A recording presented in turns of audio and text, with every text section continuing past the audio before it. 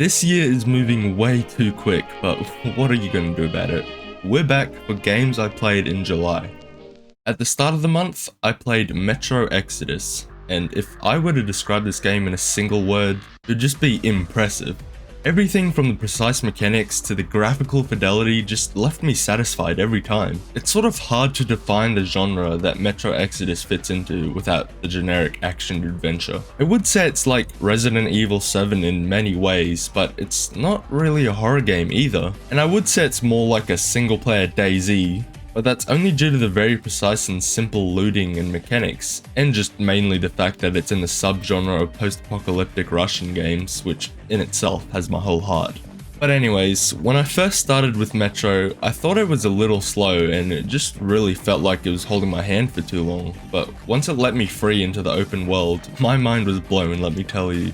Exploring everything and checking each little house and shipping container for loot while dodging enemies along the way is such an engaging gameplay loop that really makes you feel like you're getting better, not only in your skill, but your arsenal as well. Completing a mission to return back to the safe house and find a new attachment for your weapon waiting for you, in the hope of finding an upgrade in each side mission, feels like a really natural weapon progression. Although if you do miss an important item and move on to the next area without going back for it, you can't get it for the rest of your playthrough, which kinda sucks. I'll never forget you, Emma Pouches.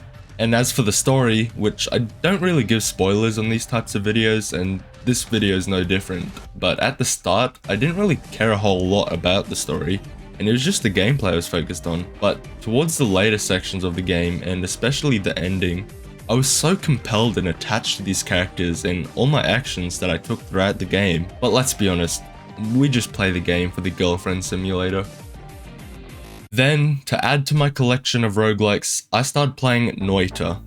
And I don't know what it is with my obsession with highly complex knowledge-based and mechanical games, but yeah, Noita's no different. The loop is the same as every other roguelike: kill enemies, progress to the next area, kill harder enemies, and repeat until you usually die or beat the game. But Noita is very different. Other roguelikes rely on giving the players items, and the more items the player have, the more powerful they are. But in Noita, this progressive power is delivered through spells, and learning what these spells do by experimenting with them and mixing and matching with different kinds of wands to find the best build for you. You can find new spells, wands, and potions throughout the areas, but saving up some cash from killing enemies allows you to buy what you need in the shops between. But even outside of the complex spell mechanics, every single pixel of the game is interactable, and depending on what materials interact with each other and the environment around them, this can have some very adverse side effects to say the least. Take one of my first runs for example, where I get jumped by this guy with a shotgun, so I panic and accidentally shoot the TNT under me. Then I start shooting at this barrel which covered me in acid as it explodes, so I wash it off my robes with my water potion. Then I accidentally step back into the acid again like a dumbass, click the wrong button for my potion, and pull out this broken wand that starts shooting arrows at me. So I panic again,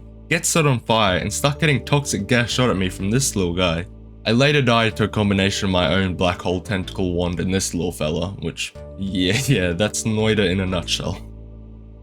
Continuing on with my roguelike addictions, I picked up Slay the Spire. For ages I've been hearing great things about this game, but I always put it off for whatever reason.